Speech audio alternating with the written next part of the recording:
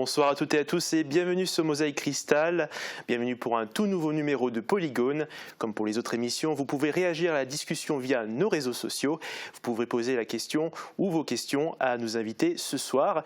Et on passera un moment ensemble autour de l'automobile avec le thème du jour, la voiture électrique, roulée branchée ou pas. Et j'ai avec moi 4 invités sur ce plateau.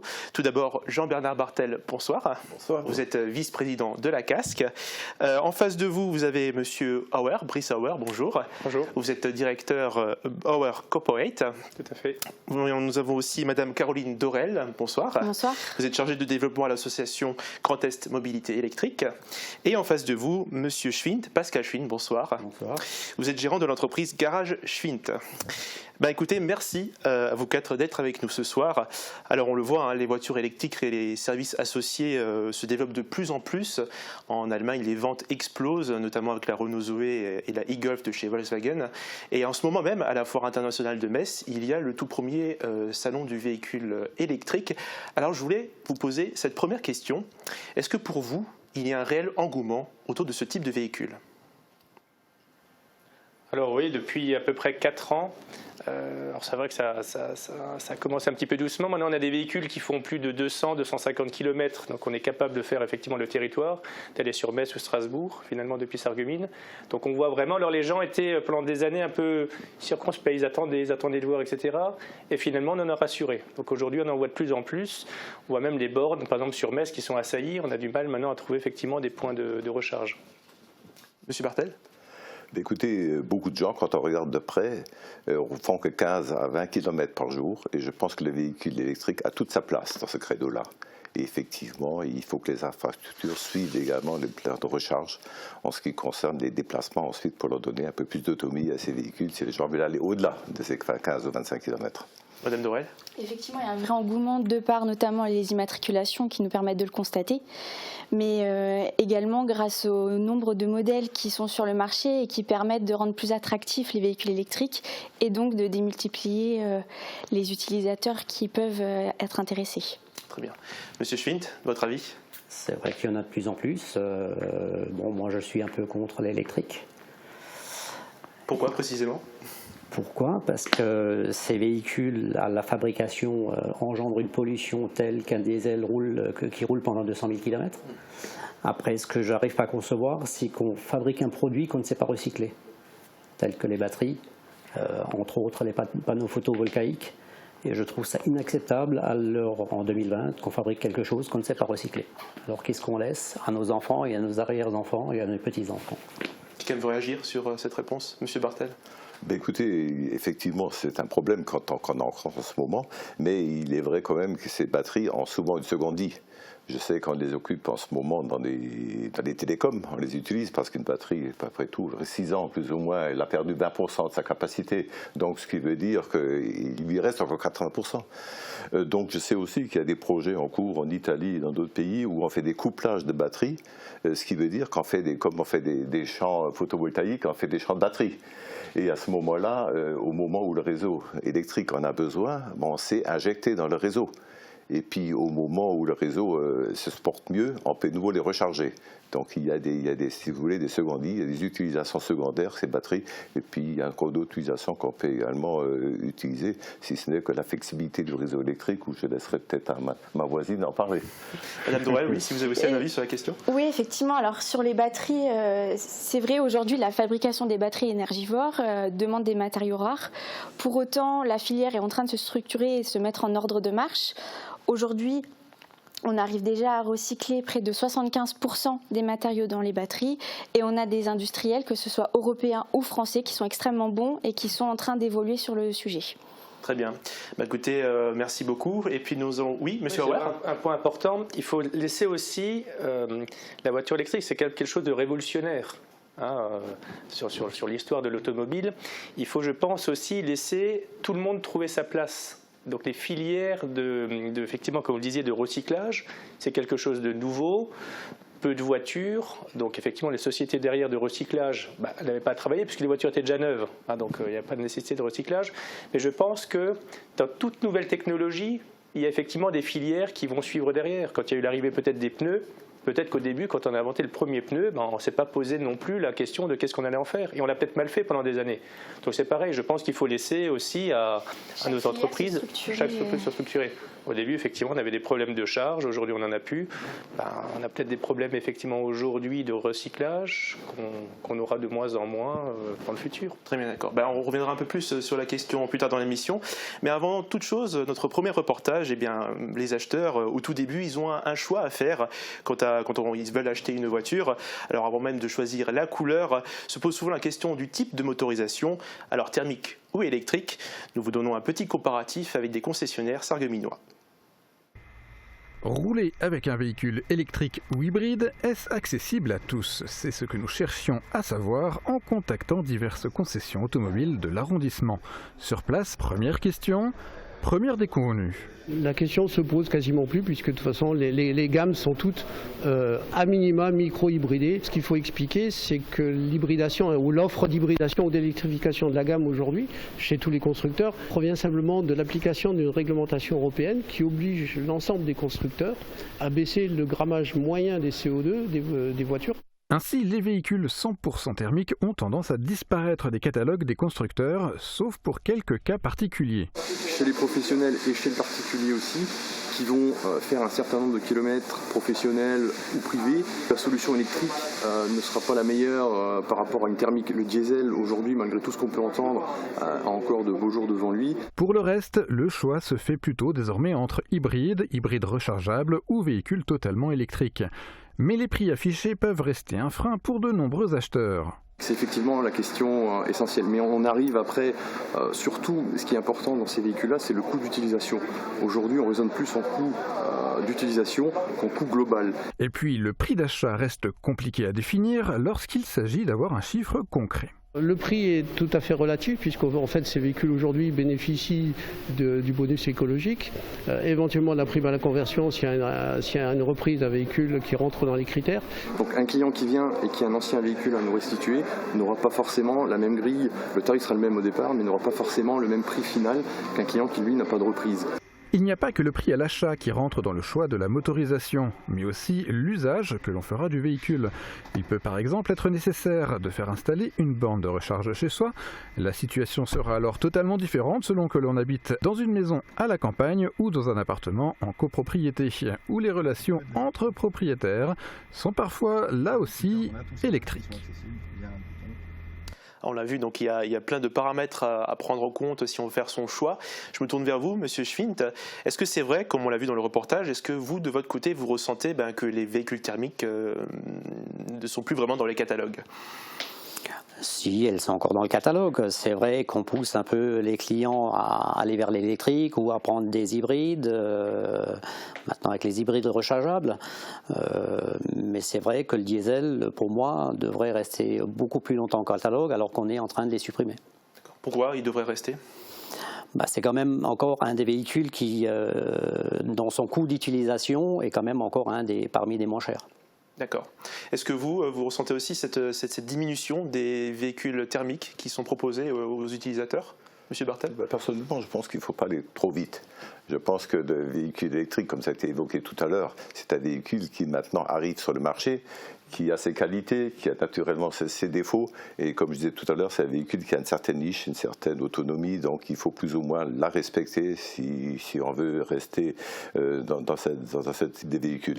Et ensuite, pour ma part, le véhicule thermique, pour moi, a encore des beaux jours devant lui, parce que j'ai aussi vu d'autres reportages où le fait d'aller en vacances dans le sud ou dans l'ouest de la France, on a envie d'y être assez rapidement, et c'est que le véhicule thermique qui perd d'y aller.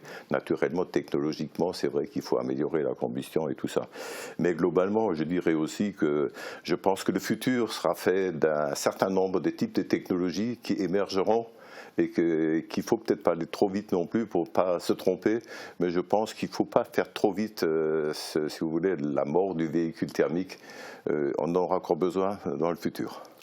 Je me tourne vers vous, Monsieur Hoert. Est-ce que, attendant justement, pour une période de transition, est-ce que pour vous, justement, le véhicule hybride est un bon compromis pour les utilisateurs aujourd'hui ? Alors après, c'est l'histoire aussi un petit peu de philosophie. Effectivement, donc on peut à un moment donné se dire, on occulte effectivement le prix de ces véhicules. C'est ce qui a été fait dans notre stratégie effectivement de groupe, de dire qu'on passe directement du thermique à l'électrique. Alors avec des contraintes, bien évidemment, au début, on avait beaucoup de Zoé, on faisait 100 km, donc on a dû aussi finalement s'adapter avec ce nouveau moyen de déplacement. Donc, on n'a pas passé par la case mi-thermique, mi-chemiche. On est passé tout de suite sur l'électricité. Il y a 4 ans, donc avec effectivement beaucoup de déboires au début, des améliorations, des infrastructures qui ont permis d'évoluer. Et aujourd'hui, je passerai pas. C'est vrai qu'à 99% quasiment des déplacements, on est sur du moins de 100 km. Effectivement, pour les 1 ou 2 fois où on part en vacances dans le sud ou en Bretagne, ou ailleurs, est-ce que ça vaut la peine d'acheter un véhicule pour ce 1%? C'est des questions à se poser. Est-ce que justement, parce qu'aujourd'hui on ne dit plus je suis pour, je suis contre la voiture électrique, c'est vraiment maintenant une question de contexte, on utilise telle ou telle voiture pour telle ou telle utilisation en fait, Madame Dorel? Effectivement, il faut adapter les véhicules à chaque usage. Malgré tout, on se rend compte que la majorité des personnes font leur trajet maison-travail. Un véhicule électrique, aujourd'hui, l'autonomie suffit très largement, mais effectivement, comme le disait M. Bartel, il faut l'adapter. Tous les usages ne permettent pas, ou en tout cas avec plus de contraintes. Malgré tout, le véhicule électrique répond à la majorité des personnes. Est-ce que pour vous, je me tourne maintenant vers M. Schwint, est-ce que les voitures aujourd'hui, voitures électriques, sont accessibles par rapport à d'autres types de motorisation? Bon, par exemple, je me permets de vous couper, excusez-moi, par exemple, je souhaite acheter une Zoé, on va dire. Je suis un acheteur, je veux acheter une Zoé. Quel ordre de prix et quel bonus je peux avoir sur cette Zoé, par exemple? Donc les véhicules électriques restent quand même relativement chers. Bon, je n'ai pas maintenant tous les prix de tous les véhicules en tête, mais ça reste quand même relativement cher par rapport à un véhicule thermique. Et vous avez un pourcentage de différence au niveau du prix entre les véhicules thermiques et électriques? Non, j'ai pas de pourcentage maintenant parce que bon, ça c'est le vendeur qui s'en occupe, c'est pas moi. Non, j'ai pas de pourcentage. D'accord. Est-ce que l'un d'entre vous a une idée justement de la différence de prix entre Je pense à peu près dans les 30%. C'est ce que 30%. Mais effectivement, c'est l'usage. Je vois ma femme qui est infirmière. Alors quand elle est infirmière libérale, donc quand elle est en tournée, elle fait à peu près une 60aine de patients. Donc c'est 60 arrêts et redémarrages. Ce qui est, pour une voiture, massacré. À 50 km, votre voiture, même dans les hauts de gamme, c'est des voitures qui sont massacrées. Donc effectivement, il faut aussi expliquer aux gens, et on ne pose pas assez la question, quand on vend la voiture, c'est pour quel usage? Parce qu'effectivement, si c'est pour faire 10 km, 60 arrêts par jour, il y aura peut-être l'électrique. Par contre, pour celui qui va faire 300 km tous les jours parce qu'il fait une tournée, ça ne sera certainement pas l'électrique. Voilà, donc il y a vraiment à se poser. Et ces nouvelles technologies, je pense, n'ont pas été assez bien préparées. Dans tout, dans la philosophie, en expliquant aux gens le pourquoi du comment, les avantages et les désavantages, et aussi cette transition. Elle a été peut-être un peu trop brutale. Alors chacun se défend. Alors c'est vrai que quand on a une voiture électrique, forcément on ne va pas se dire qu'on s'est trompé, on va défendre, on va dire que c'est la meilleure du monde. Alors que non, finalement peut-être la voiture électrique, on aurait dû l'acheter peut-être dans 5 ans, dans 6 ans. C'est vraiment oui, je pense que ça n'a pas été des fois assez préparé. On n'explique pas ça aux gens. Et quels sont les types de profils qui justement vont vers ce genre de véhicule électrique? Alors après, ça dépend de classe d'âge, ça dépend de facteurs socio-professionnels, etc. Par exemple, nous, on a équipé en autopartage de véhicules, donc le principe... Ça en parlera plus tard. Voilà, on parlera plus tard. Donc, population assez jeune, souvent, qui disent, allez, on essaye. C'est... bon, ok, ça coûte, d'accord. Alors maintenant, c'est vrai qu'on a des leasing, des choses comme ça, des locations longue durée et autres, qui permettent de diminuer un petit peu le prix. Donc, population quand même assez jeune. Tout de suite, dès le début. J'ai vu chez moi, par exemple, dans mon entreprise, c'était au début que les jeunes sont partis. Après, un peu les moins jeunes, et puis voilà. Parce que justement, une classe d'âge plus élevée n'est pas encore habituée justement à ce type de véhicule. Moi, je dirais jeune ou pas jeune, il y a aussi le prix de la consommation. Je pense que c'est un facteur qu'il faut tenir compte aussi. Les véhicules électriques, actuellement, les bases tarifaires telles qu'elles sont faites, pour 100 km, charger chez soi à la maison, il y en a en gros pour 3 € pour faire 100 km. Bien sûr, à l'achat, il est un peu plus cher, on reconnaît. Ensuite, vous avez les véhicules thermiques. qui lui, bon, à 6 litres d'essence, au prix à 30 en ce moment, bon, ben, c'est aux alentours de 9 euros, en gros, les 100 km. L'hybride, il est un peu en dessous, puisqu'on profite un peu des premiers kilomètres qui sont en électrique, qui doit être entre 6 et 7, ça doit, mais plus cher aussi. Puis, bon, un profil aussi, comme je disais tout à l'heure, des énergies nouvelles qui vont sortir, des émergences nouvelles, c'est l'hydrogène. Dans le profil, à terme, le véhicule est également beaucoup plus cher, mais également, il y a une cible, si vous voulez, qui avoisine les 10 à 12 euros. Les 100 km aussi. Donc vous voyez, il y a d'autres choses qui vont encore sortir, qu'il faut laisser sortir, émerger, parce que l'avenir sera fait, je pense, avec une multitude de types d'énergie. D'énergie différentes, très bien. Écoutez, ben, on est allé voir du côté d'un utilisateur, on allait pour avoir un ressenti de la conduite d'une voiture électrique. Nous sommes allés à la rencontre d'un utilisateur qui nous a partagé son expérience branchée. Arnaud Nadet est alternant dans le groupe AWARE. Dans le cadre de son travail, il navigue entre les agences de Sarreguemines et de Saint-Avold. Pour ce faire, il profite du service d'autopartage mis en place dans l'entreprise, un autopartage de voitures électriques. Donc pour ce qui est de la recharge en fin de compte de la Zoé, donc dans notre cas ici on est branché donc sur une prise domestique, un peu comme pour votre aspirateur par exemple. Donc cette prise là, on va environ compter 10 heures de charge pour cette Zoé-ci. Et donc en plus de ces recharges domestiques qui permettent tout de même de charger une quantité d'énergie importante en un minimum de temps, on peut encore faire ça beaucoup plus rapidement grâce à ces recharges rapides. Et là, on peut compter une recharge en 2-3 heures. Arnaud Nadet a donc un usage professionnel quotidien d'un véhicule électrique. Aussi peut-il nous apporter son ressenti de conducteur branché. Pour la ville et les petites routes, c'est, j'ai envie de dire, le véhicule idéal. Donc, par exemple, là, un léger danger, donc je laisse un peu faire le frein moteur. Ça permet de recharger un petit peu la batterie. Je n'ai pas utilisé mes freins, je repars tout doucement, je laisse rouler la voiture. Donc l'avantage en fin de compte en ville, c'est l'utilisation du frein moteur qui recharge en même temps la batterie. Par contre, sur les longues distances et sur l'autoroute, la voie rapide, là ça peut s'avérer parfois un peu plus complexe parce que ça demande une énergie constante. Pour lui, la conduite de cette voiture ne diffère pas beaucoup de la conduite d'un véhicule thermique. Toutefois, il remarque que la motorisation électrique implique un comportement plus doux sur la route, notamment pour gérer l'autonomie de la voiture.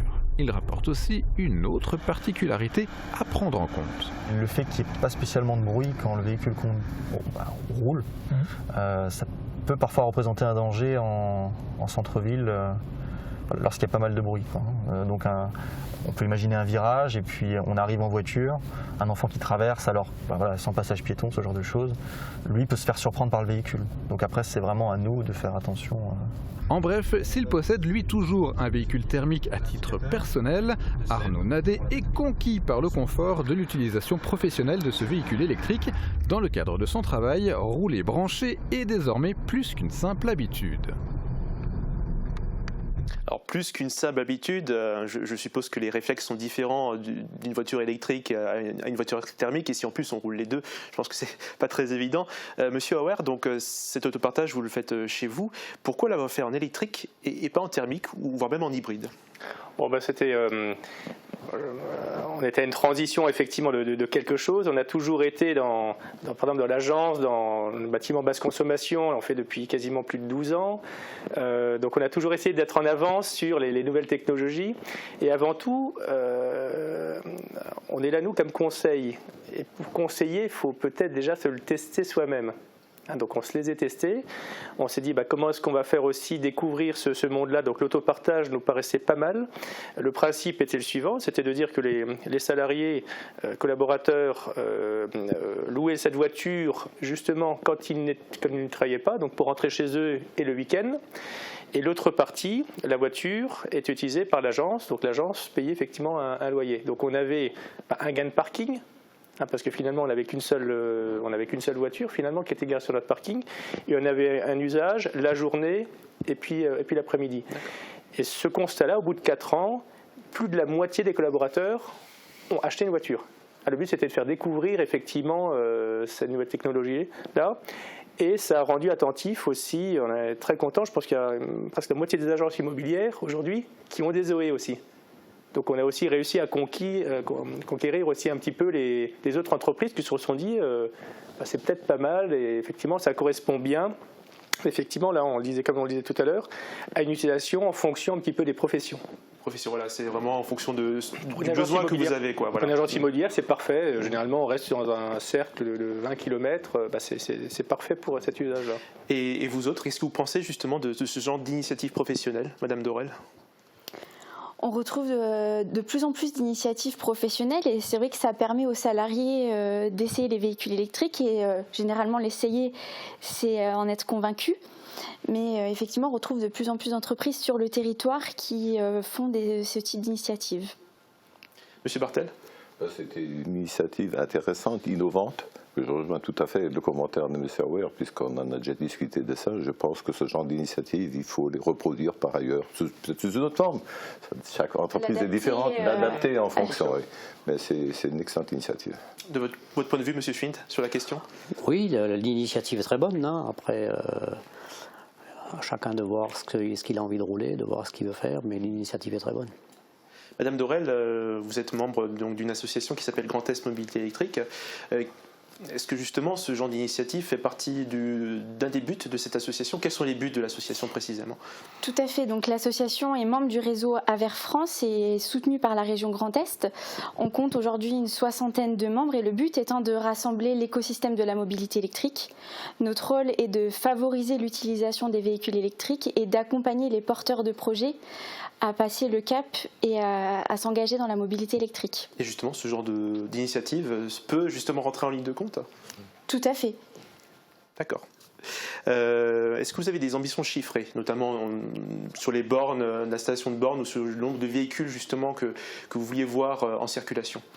Alors en termes d'ambition chiffrée, on ambitionne 1 million de véhicules électriques sur le marché à l'horizon 2022 et 100 000 points de charge.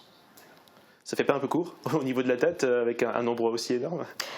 On se rend compte qu'il y a un vrai engouement et les immatriculations le prouvent. Aujourd'hui, en Moselle, on est à 355 points de charge avec énormément de projets qui sont en train de se structurer et de schémas qui sont en train d'émerger. Donc, c'est des choses qui sont en train de se faire et qui devraient aboutir favorablement. Monsieur Schwint, je reviens parce que vous avez précisé juste avant que vous étiez contre la voiture électrique. Quel est l'intérêt pour vous? Est-ce que c'est un intérêt professionnel ou personnel, le fait d'être contre ce type de motorisation? Je suis contre ce type, donc comme je vous ai dit déjà avant, à cause des batteries. Après, si on enlève tous les véhicules thermiques, qu'est-ce qu'on va faire avec tous les gens qui gravitent autour du pétrole, tous les mécanos qu'on a? Qu'est-ce qu'on va faire avec tous ces gens-là? Qui est-ce qui va nourrir tous ces gens? Qui est-ce qui va les payer? Donc ça impacte directement la production derrière et les emplois, d'après vous? Ah, tout à fait, les emplois, tout à fait. Vous en pensez quoi, Monsieur Bartel, justement C'est une période de transition. Ce qu'il faut espérer, justement, avec de nouvelles technologies qui sortent, qu'il y a des nouveaux métiers qui sortent aussi. C'est ça, avant tout, je pense qu'il faut essayer. Mais par contre, il y a la formation, il y a tout plein de choses derrière. Je pense qu'il faut passer un cap difficile, en plus de ce qu'on passe déjà actuellement. Il faut un dans l'avenir et je pense qu'il faut laisser venir les choses. Et puis, comme disait M. Auer au début, beaucoup de choses sont sorties à un moment de nos cartables, peut-être rapidement. Et là, c'est les choses vont vite. Il faut s'adapter avec les métiers derrière. Malheureusement, il y a certains métiers qui en souffrent, que je reconnais tout à fait. Mais bon, il faut toujours avoir espoir que les choses, quelque part, on s'y retrouve toujours au bout d'un certain temps. Il faut. Madame Dorel, au niveau de l'association, qu'est-ce que vous faites au niveau du terrain pour préparer justement cette période de transition? Alors justement, on va intégrer d'ici l'année prochaine un programme national de sensibilisation pour accompagner les entreprises, le grand public et les collectivités dans cette mutation. Aujourd'hui, dans le cadre du partenariat qu'on a avec la région Grand Est, on accompagne d'ores et déjà les porteurs de projets et les membres de l'association dans le déploiement de bornes de recharge ou dans les modifications de flotte de véhicules électriques. D'accord. Monsieur Auer, votre avis? Sur quoi? Sur justement tout ce qui se développe autour justement pour les voitures électriques. Oui, c'est bien. Alors, Ce qui est très difficile, c'est que chacun fait un peu, mais c'est typiquement français aussi, c'est chacun fait un petit peu sa sauce. On est tous un peu cuisiniers, et puis il n'y a pas vraiment de chef cuisinier. Alors, on expérimente, c'est vrai que chacun essaye, et je pense qu'à un moment donné, c'est ce qui est en train de se faire. Les petits se regroupent, deviennent des plus gros, pour qu'à un moment donné, on puisse avoir quelque chose de construit entre le fabricant, la distribution effectivement des bornes, la distribution énergétique aussi, parce qu'on parle d'1 million de voitures électriques. Forcément, ça va susciter quelque chose derrière en termes de courant, une organisation, une philosophie à avoir, peut-être avec des charges décalées, pour pas non plus surcharger notre réseau. Justement, on parlera après de l'importance que doit avoir le réseau pour supporter toutes ces nouvelles voitures. Et concernant les infrastructures, pour les utilisateurs de véhicules électriques, nous avons dressé un petit état des lieux des bornes de rechargement sur le territoire de Sarreguemines Beach. Plus de 28 666, c'est le nombre de points de recharge accessibles en France à la fin 2019. Mais qu'en est-il de l'arrondissement de Sarreguemines? Nous sommes partis à bord d'un véhicule électrique pour suivre le réseau des bornes de rechargement. Sur le territoire de la Casque, 17 bornes publiques sont installées, sans compter les points de charge privés. 8 dans les communes de l'Agglo et 9 sur la cité faïencière. Comme celle-ci, située à côté de l'hôtel de ville, elle est gérée comme la majorité sur le territoire par le prestataire Freshmile. C'est Enedis qui s'occupe du réseau électrique. Elle dispose de 2 prises d'une puissance de 22 kW. Le courant alternatif passe par le convertisseur du véhicule qui le transforme en courant continu pour la batterie. Coût moyen de la borne avec son installation, environ 8 000 €.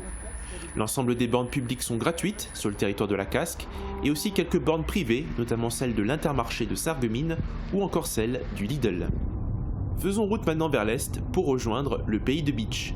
La commune de Rallin possède une borne pouvant fournir une capacité jusqu'à 50 kWh si la voiture est compatible. Elle a enregistré au premier trimestre de cette année environ 110 passages. La borne est payante, comptez 0,20 € le kilowattheure et 0,025 € en plus par minute de stationnement. Les 2 autres points de charge publique de 22 kW se trouvent sur la place Aigné à Beach, demandant le même prix au kilowattheure. Il y a également 4 bornes domestiques à charge lente dans 4 communes de l'intercommunalité. Enfin, le restaurant Les Amis du Lac à Aspelshit et l'Intermarché du Beach possèdent également des bornes. Ce qui fait un total de 10 points de charge sur le territoire de la CCPB. Voilà donc un petit aperçu du maillage sur le territoire. Je me tourne vers nous, monsieur Bartel. Est-ce qu'au niveau de la Casque, est-ce que ce réseau de bornes va continuer de s'agrandir ? Écoutez, je voudrais d'abord faire une petite précision tout de suite. Quand on parle d'un nombre de points de charge, en définitive, il faut but par 2 parce qu'une borne a 2 points de charge. 2 points de charge, tout à fait. Donc il faut corriger un tout petit peu, il faut doubler par 2. Donc écoutez, c'est une étude qu'on avait fait quand on voyait que le véhicule électrique effectivement était de plus en plus utilisé. Donc on avait fait une étude de maillage en 2018 et en tenant compte d'un certain nombre de critères dans notre secteur qui est l'attractivité, notre positionnement par rapport aux communes avoisinantes et villes avoisinantes, donc il faut voir s'il y avait des pénétrantes ou non, et puis d'un autre côté l'attractivité tout court qui peut être la densité aussi de la population et ainsi de suite. Donc c'est des études qui ont été faites et à la sortie il y avait 28 bornes, donc le double de 56 points de charge qui sont prévus à terme. Actuellement nous sommes à 17. Les autres 11 qui vont venir, ça sera pour l'exercice 2021-2022. Et puis, bon, je rappellerai que c'est des bornes pour le moment sont gratuites chez nous. Pour le moment, c'est ainsi. Et puis, je vous dirais aussi que le ratio actuel sur les bornes, par rapport à ratio national, c'est une borne pour plus de 3 000 ou 4 000 habitants. En gros, c'est ça. Nous, on est actuellement avec les 17 bornes à 3 400 habitants, 3800 habitants, et à terme, si vous voulez, avec les 28 bornes, on sera à 2400 habitants. Donc on est relativement à l'aise, la recharge est sécurisée, mais comme dit, les bornes, c'est quelque chose qui doit servir uniquement à prolonger l'autonomie du véhicule. Le véhicule, il faut toujours le rappeler, il se charge chez soi. Il se charge chez soi, justement, le temps qu'il faut, et ensuite, si vous voulez vous déplacer en ville, écoutez, vous rechargez votre véhicule à ce moment-là. moment-là. Théoriquement, c'est des bornes à recharge rapide, donc 2 heures, 3 heures, c'est le temps qu'on fasse une petite course ou une petite démarche en ville. J'ai dit en ville parce que pourquoi en ville, il y en a plus qu'on a vu tout à l'heure. Et est-ce que la gratuité va toujours rester ou pas du tout? C'est quelque chose que pour moi, on voulait encourager les véhicules électriques. C'était un peu un choix des élus au départ. Maintenant, c'est quelque chose que je pense, vous voyez, dans d'autres intercommunalités, les tarifs commencent à s'installer et c'est vrai que tôt ou tard, il faudra faire quelque chose. Déjà pour éviter les véhicules, ce qu'on appelle ventouses.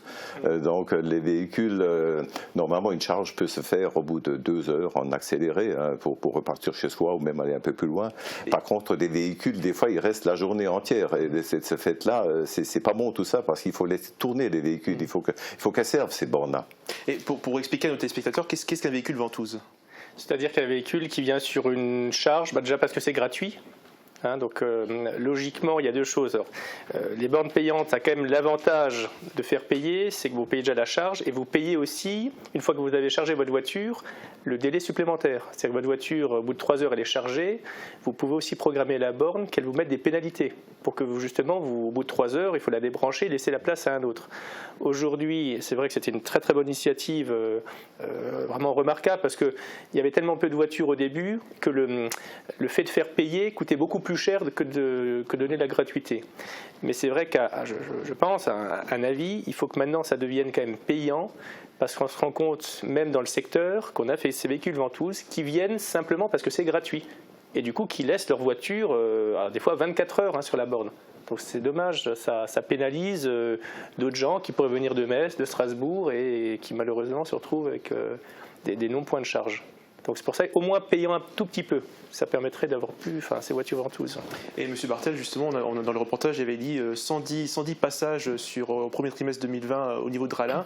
Est-ce que justement cette affluence encourage justement le développement de ces infrastructures au niveau des bornes?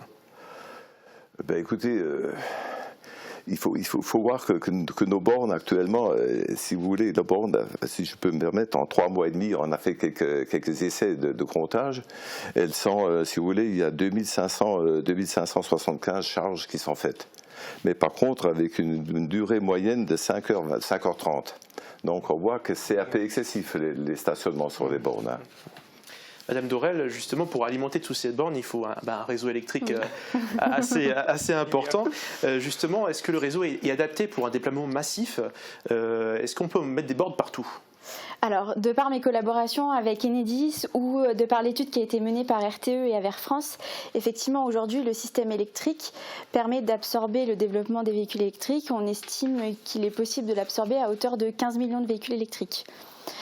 Bien sûr, ça demandera d'adapter le réseau avec des investissements, mais qui seront programmés dans le cadre de la transition énergétique. D'accord. Et je voulais maintenant vous faire réagir sur un sondage que j'ai trouvé sur un article sur Internet. Portez votre attention, sur justement un sondage qu'a établi Enedis par rapport aux fréquentations des bornes. Il indique que 90% des utilisateurs de voitures électriques sondés affirment recharger leur véhicule à la maison et non pas sur les bornes installées à l'extérieur. Quelle est votre réaction face à ce chiffre? Monsieur Bartel. Écoutez, pour moi, je ne sais pas trop comment que ça se passe, parce que c'est vrai que localement, on ne sait pas réellement combien de véhicules immatriculés sont des véhicules électriques. Donc on ne sait pas trop exactement ce qui se passe. On voit uniquement que l'utilisation des bornes, comme vous avez à l'instant, est relativement fréquente. Donc pour moi, il y a une utilité qui se fait. Maintenant, est-ce que les recharges se font correctement à domicile ou ne se font pas à domicile? C'est vrai qu'à domicile, il y a des charges lentes à 3 kW. Donc, des véhicules qui roulent tous les jours 50 km, c'est un peu tangent. Par contre, un véhicule qui fait 15 km, 20 km pour aller le travail, ainsi de suite, ça suffit largement. Mais comme je disais tout à l'heure aussi, c'est que le fait des emplacements de bornes, tels qu'on les a conçus en fonction de l'attractivité, on trouvera beaucoup plus de bornes dans les villes que de les trouver à la campagne. Parce qu'en principe, l'attractivité de la ville, elle est forte, puisque les gens vont se déplacer en ville pour des services, et ainsi de suite, alors qu'on se déplace rarement dans une commune à 25 km. Qu'est-ce qu'on va faire pendant 2 heures là-bas, à moins qu'on rend visite à quelqu'un. Donc, mais c'est occasionnel par rapport à ce qui se passe en ville. Donc les bornes en ville, pour moi, sont très attractives. C'est pour ça qu'on en trouve un certain nombre, n'uniquement pas qu'aux communes autour. Madame Dorel, si par exemple je suis quelqu'un qui souhaite, qui a un véhicule électrique, qu'est-ce que je peux faire chez moi justement pour recharger mon véhicule? Quelle solution s'offre à moi? Alors vous avez plusieurs solutions, M. Howard pourra le confirmer.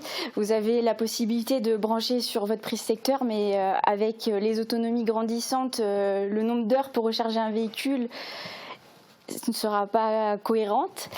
Vous avez la possibilité de le mettre sur des prises renforcées ou bien d'installer des wallbox qui permettent de recharger un véhicule entre 6 et 9 heures. D'accord. Ce que la majorité des personnes font justement pour avoir le véhicule rechargé pleinement le matin et faire des compléments de recharge sur les bornes au besoin. Je reviens sur cette question de la gratuité des bornes, M. Schwint. Est-ce que vous trouvez ça normal justement de rendre gratuit des bornes de rechargement? Je pense que pour l'instant, ils essayent de les rendre gratuites, bien sûr, pour l'attractivité des véhicules électriques. Mais je me suis déjà posé la question, une fois que tout le monde aura un véhicule électrique, combien qu'on va payer ce courant? Et j'ai déjà eu des échos.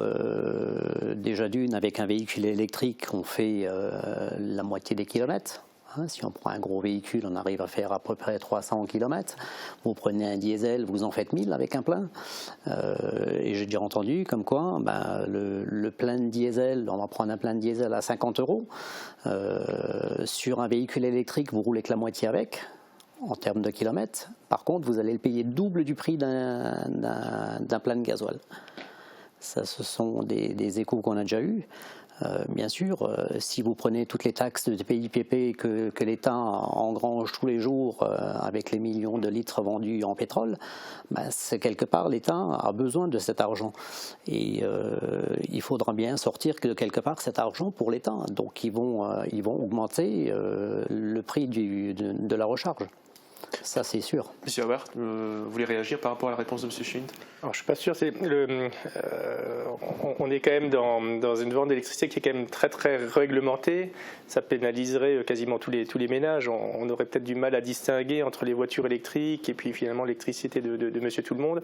Ça, je ne pense pas qu'on va y venir d'une manière aussi rapide. Et puis il n'y a pas toutes les voitures qui vont être en électrique demain non plus. Peut-être dans 20 ans, dans 30 ans, dans 40 ans. Pour moi, c'est pour ça qu'ils installent de plus en plus les compteurs Linky.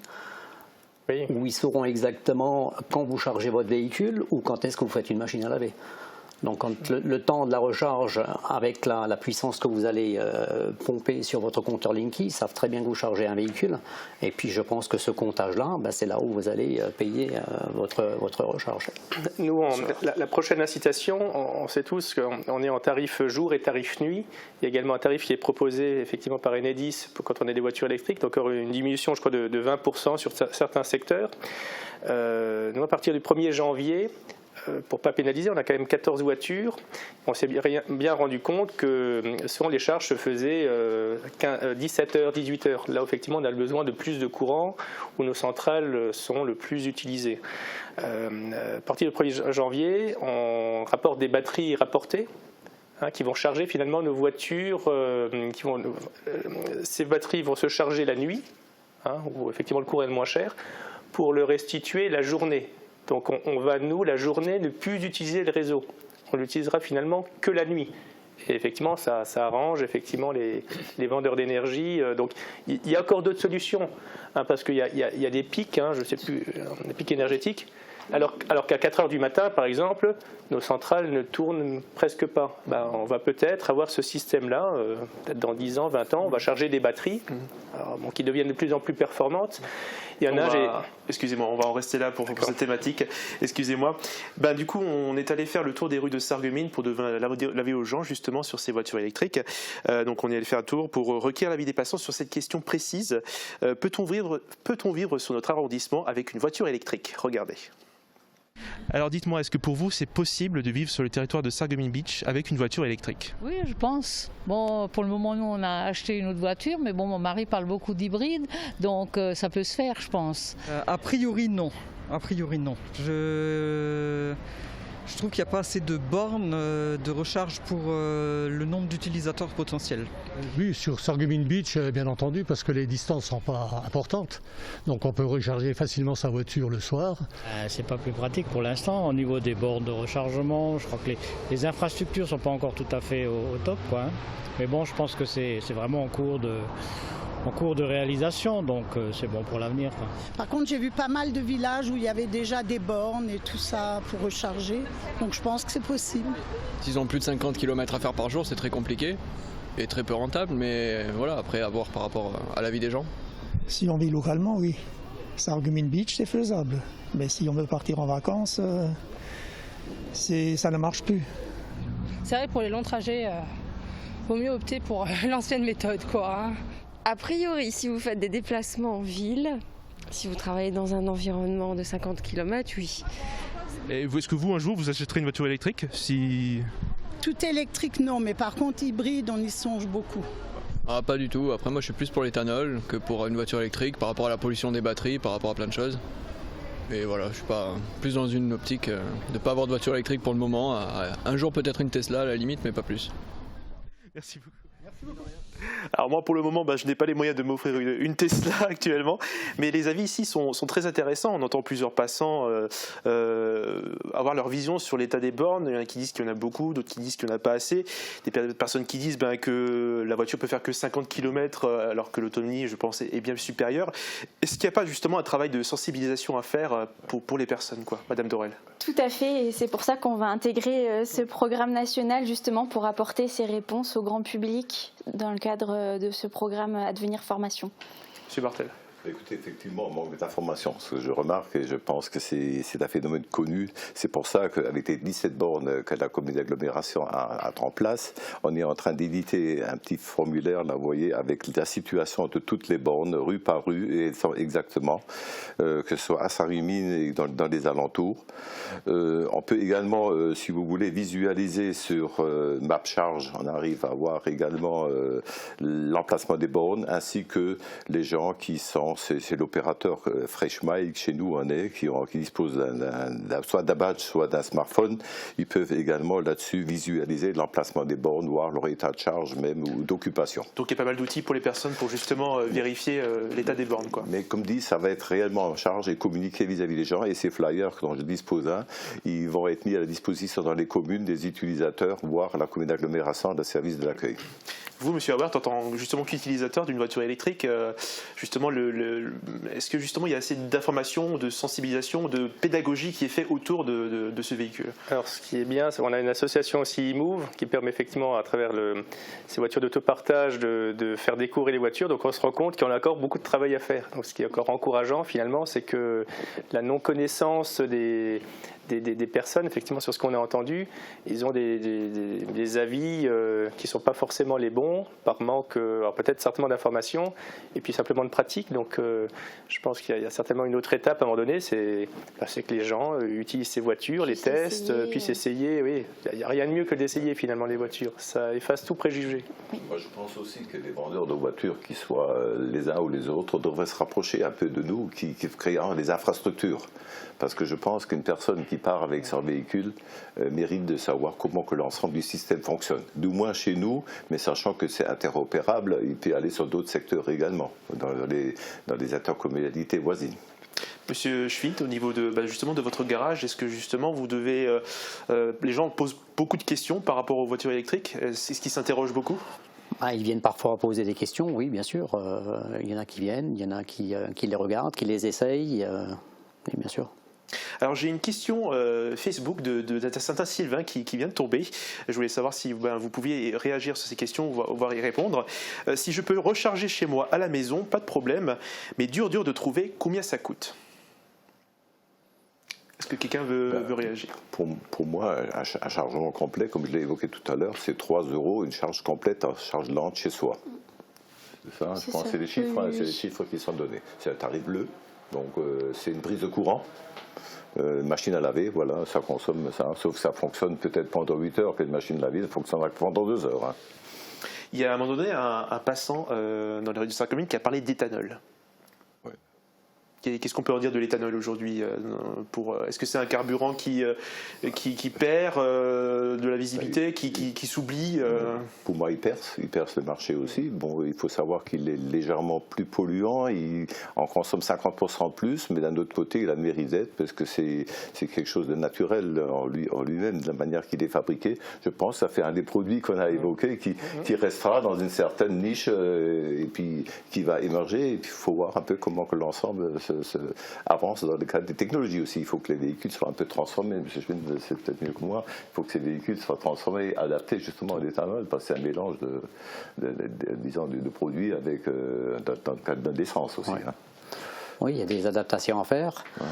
Maintenant, est-ce que l'éthanol va percer ? Ça, j'en suis pas très sûr. Je pense plutôt à l'hydrogène.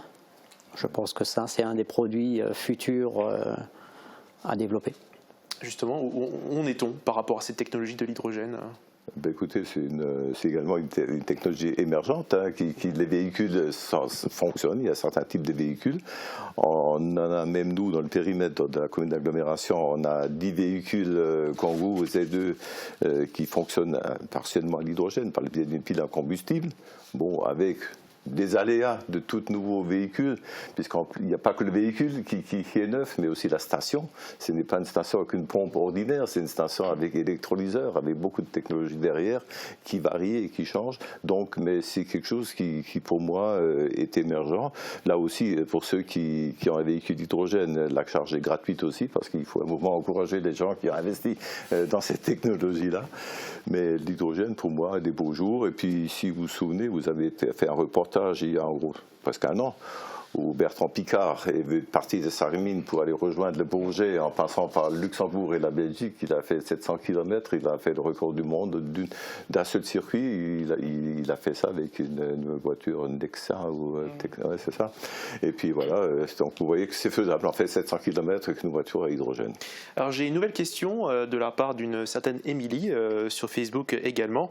Elle revient justement sur cette pollution de la batterie sur laquelle on a parlé au tout début d'émission. Est-ce que rouler en électrique n'est pas une manière un peu facile et hypocrite de donner bonne conscience aux Occidentaux en déplaçant le problème de la pollution dans les pays sous-développés où le respect de l'environnement n'est pas une priorité ? Madame Dorel, si vous voulez réagir. Alors, aujourd'hui, les véhicules électriques, effectivement, on parle qu'ils sont polluants. Alors, malgré tout, sur leur cycle de vie, ils sont nettement moins polluants qu'un véhicule thermique, environ 5 fois moins. Après, aujourd'hui, l'État encourage par le biais d'initiatives et d'aides financières à ce qu'on puisse transformer notre parc automobile, et d'autres pays en Europe le font également. Après, ça va au-delà de ce qu'on peut faire, nous, sur notre périmètre. J'ai un gros avantage dans l'industrie automobile, c'est que ça a au moins permis, pour ceux qui étaient pro-thermiques, de faire réduire les consommations. C'est vrai qu'aujourd'hui, quand on voit les grosses cylindrées qui ne consomment plus que 6 ou 7 litres au 100, c'est bravo. Il y a 10 ans, c'était 15 litres. Hein. Donc c'est rien que ça, déjà, cette technologie de voiture électrique a un petit peu forcé aux industriels à justement se battre. Et aujourd'hui, ils se battent sur la consommation. Donc ça a malgré tout apporté quelque chose de positif. Après, le plus positif, le plus économique, c'est d'aller à pied ou en vélo. Alors après, effectivement, on en rigole, mais je vois mon frère qui a vécu à Copenhague, en Danemark, pendant quasiment 9 ans. 65% de la population se déplace à pied ou en vélo. Donc ça laisse réfléchir aussi sur des très grosses, en plus, je ne sais plus combien de centaines de milliers de gens. Donc voilà, donc après, il faut peut-être passer par là pour peut-être revenir en arrière, faire peut-être du covoiturage. J'habitais à Thionville et je voyais le nombre de gens qui étaient seuls dans leur voiture pour aller travailler au Luxembourg. Alors des fois, on se pose des fois les mauvaises questions. Je vois par exemple, c'est déjà une 2 voies, on veut peut-être une 3 voies, une 4 voies. Mais si déjà les gens étaient à 4 dans la voiture, il y aurait peut-être plus de bouchons et on diviserait par 4 la consommation énergétique aussi. Enfin, oui. Voilà, il y a vraiment, il ne faut pas forcément se focaliser là-dessus, il y a vraiment de la pédagogie derrière tout ça. Je voulais faire réagir M. Schwint sur la question. On parle de la fabrication des voitures électriques. Est-ce que justement, par rapport à une voiture thermique, est-ce qu'il y a des pièces qu'on ne fabrique plus pour une voiture électrique ? des pièces qu'on ne fabrique plus pour les voitures électriques. Oui, le moteur thermique, tout ce qui est injection, les pompes à injection, les blocs moteurs, les pistons, tout ça, on ne les fabrique plus. D'accord, très bien. Écoutez, on va rester sur ce sujet. On va passer sur le sujet plutôt des garagistes, de l'entretien de la voiture électrique. Alors, comme on l'a vu, le marché des voitures électriques se développe de plus en plus. Les grands constructeurs demandent à leurs garages de justement s'adapter pour s'occuper de l'entretien de ce type de véhicule. On est allé justement voir du côté de Sierstal au garage Bauer. Regardez. Cela fait depuis 1979 que le garage familial Bauer existe et s'occupe de voitures thermiques. Mais désormais, il va falloir aussi pouvoir accueillir les nouvelles voitures électriques. C'est la marque, ici Volkswagen, qui demande à ses garages de s'équiper. Le dirigeant, Eric Bauer, va devoir investir plus de 20 000 € à sa charge. Un investissement mûrement réfléchi et retardé par Eric, car l'affluence de clients pour ce type de véhicule est très peu importante. Alors pour l'instant, la clientèle par rapport à la marque ne suit pas. Ici, j'ai quand même une clientèle qui a une moyenne d'âge assez importante. Donc c'est des gens qui vont mettre du temps sûrement à changer de véhicule, à s'adapter à cette nouvelle technologie. Cette mise à jour comprend aussi la formation du personnel. Tous les salariés, y compris Eric, doivent passer une certification pour s'occuper des véhicules électriques, chacun dans son métier respectif, du technicien jusqu'à la conseillère client pour la réception des voitures. Mais tout ne sera pas permis pour entretenir le véhicule. C'est pour changer tout le bloc batterie, pour lequel il faut une certification supérieure et puis un équipement, encore une fois, plus important pour pouvoir déposer et reposer un bloc batterie. La marque ne demande aucun investissement de ce côté. Seuls quelques garages du secteur seront équipés pour cette intervention. L'équipement que doit installer Eric est tout de même assez conséquent. Un fournisseur électrique puissant pour 2 bornes de rechargement. Il faudra aussi renouveler le matériel de l'atelier pour intervenir sur les voitures électriques et l'équipement de protection pour les salariés. Bien que ces véhicules nécessitent peu d'entretien. Mais autrement, mécaniquement, il n'y a rien. Il n'y a aucun entretien. Il y a des contrôles. Donc ce qui reste à changer, c'est tout ce qui est pneus et freinage. C'est clair que le véhicule électrique pour un atelier ne ramènera pas beaucoup d'argent. Une rentrée d'argent en moins qui oblige Eric à revoir la future évolution de l'entreprise. Je ne vais pas agrandir mon équipe parce que si le parc électrique arrive vraiment et augmente, on aura beaucoup moins d'activité ici à l'atelier. Une évolution qui impacte directement l'activité des garagistes. Je me tourne vers vous, Pascal Schwint. Comment se passe cette adaptation au niveau de votre garage ? Là aussi, on est tout le temps en réflexion. Est-ce qu'on embauche ? Est-ce qu'on n'embauche pas ? Est-ce qu'on s'agrandit ? Est-ce qu'on ne s'agrandit pas ? Avec tous ces véhicules électriques qui arrivent, certes, c'est vrai qu'il n'y a plus rien à faire sur ces véhicules, hormis un filtre à particules, des plaquettes, des pneus. Il n'y a pas gros d'entretien sur ce genre de véhicules. Est-ce que c'est vraiment une grosse perte, justement, ce manque d'entretien au niveau du chiffre d'affaires d'un garage ? Oui. De l'ordre de combien à peu près ? Je pense que si vous prenez l'entretien d'un véhicule électrique et l'entretien d'un véhicule thermique, je pense que ça va faire 50%. Moins 50%. Est-ce qu'il y a plus de difficultés par rapport aux garages indépendants ? Je sais que les marques demandent aux garages qui leur sont affiliés de s'adapter. Est-ce que pour les tout petits garages, il y aura un problème ? Après, il faut qu'ils s'équipent comme nous. S'ils veulent continuer leur activité, il faudra qu'ils s'équipent comme nous. Nous, on le fait.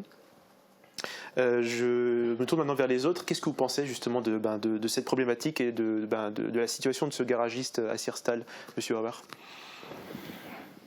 On ne peut pas voir, ce métier, effectivement, je le connais pas, mais je pense qu'il y aura peut-être dans tout métier des évolutions, donc il y aura peut-être des services à proposer. C'est vrai qu'il y aura peut-être plus d'entretien à faire sur la mécanique, mais peut-être qu'on sera à même à proposer peut-être d'autres services, je ne sais pas encore, mais il y aura certainement d'autres services à proposer derrière. Tout métier, un jour il y avait bien des gens qui branchaient des câbles pour qu'on puisse téléphoner, et puis ça a été remplacé par le numérique, donc on disait tout à l'heure, il y a des évolutions dans chaque métier. Il y aura une évolution. Monsieur Bartel ? Ce que nous on a remarqué maintenant, après quelques années de fonctionnement, c'est vrai qu'il y a aussi des nouveaux métiers qui arrivent. L'installation de bornes, la supervision de bornes, la gestion des bornes, Tout ça, c'est des nouveaux métiers qui arrivent. Hein. L'interopérabilité aussi, pour que tout ça, c'est des métiers nouveaux, mais c'est des métiers de télécom. C'est malheureusement ça. Par contre, là où il peut y avoir de l'espoir, je reviens avec un véhicule hydrogène, c'est des véhicules un peu différents, où il y a plus de technologie dedans, en plus du véhicule, en plus, si on veut, de la batterie et puis du moteur électrique. Il y a aussi, si on veut, il y a aussi cette pile en combustible. Bien sûr, ça nécessite une formation très pointue, mais je pense que ça fera un moment, je pense que les gens ici approcheront, parce que c'est quand même quelque chose de relativement intéressant, et on passe par les véhicules hybrides entre les deux, où c'est un cumul des deux technologies et des deux véhicules, et puis... malheureusement, il y a toujours la carrosserie encore, je pense. Oui, bien sûr. Justement, monsieur Schwint, au niveau de l'entretien, qu'est-ce qu'il y a en moins à faire sur une voiture électrique, au niveau de l'entretien? Vous n'avez plus de vidange, vous n'avez plus de filtre à huile, vous n'avez plus de bougies, plus d'injection, plus de filtre à particules, beaucoup de choses en moins. Est-ce que justement, ça vous dessert, mais ça a un avantage pour le client, par contre? Un avantage pour le client, pas évident, parce que tout ce que nous on va faire en moins, c'est de la taxe en moins pour l'État, et quelque part, après l'État, il faut qu'il s'y retrouve. Parce que l'État a toujours besoin d'une globalité d'argent. Et peu importe comment, mais l'État va essayer de rechercher sa globalité d'argent. Et puis, de toute façon, ils vont nous taxer. Ils vont nous taxer différemment. Après, est-ce qu'ils vont nous taxer? Après, est-ce qu'ils vont augmenter les puissances en fonction de la puissance des véhicules? Est-ce qu'ils vont modifier toute cette taxation? Je pense. Madame Dorel, votre avis sur la question, sur ce problème des garagistes?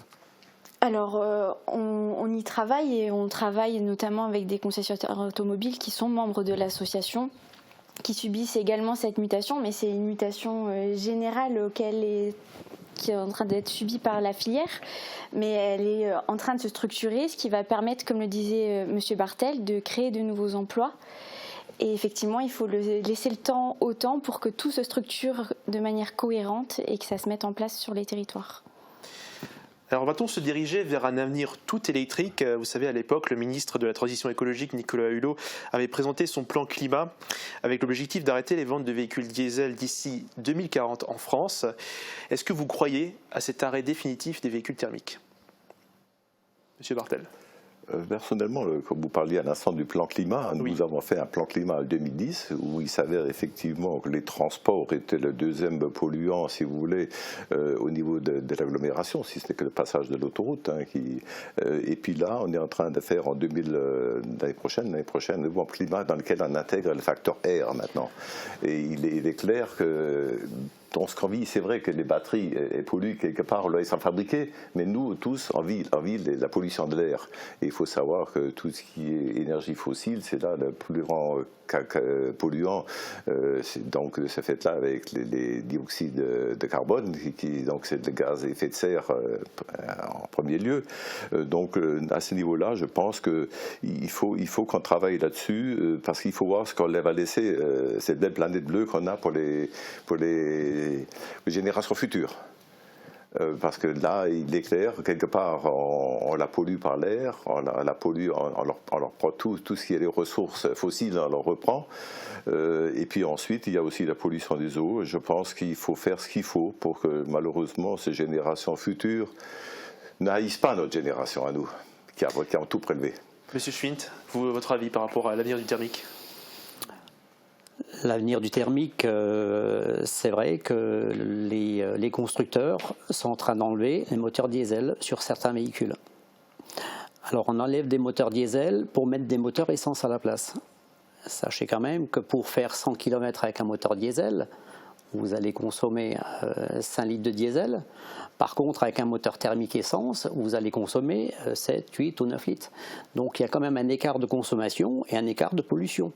Alors on enlève les moteurs diesel qui ne consomment pas beaucoup pour mettre des moteurs essence à la place qui consomment plus et qui à la finalité, ont de la pollution supérieure aussi. Alors il y a parfois des trucs qu'on n'arrive pas à comprendre. Pourquoi l'État force les constructeurs à enlever les véhicules diesel pour mettre des véhicules essence à la place.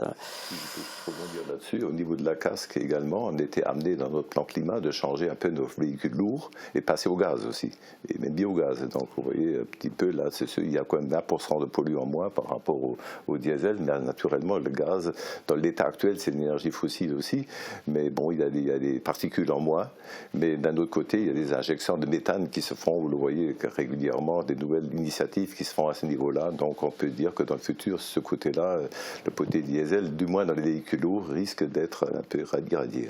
Monsieur Howard, très rapidement sur cette question de l'avenir du thermique, en une phrase. Ça dépendra juste des industriels. Effectivement, aujourd'hui, ils ont besoin de très rapidement changer leur métier. C'est vrai qu'ils ont investi énormément dans leur outil, donc c'est difficile à l'industriel de se dire du jour au lendemain, on arrête les chaînes et on en reconstruit d'autres. Donc ça dépendra un petit peu plus d'eux et des aides aussi données. Très bien. Écoutez, on peut en discuter encore pendant longtemps, mais cette émission malheureusement touche à sa fin.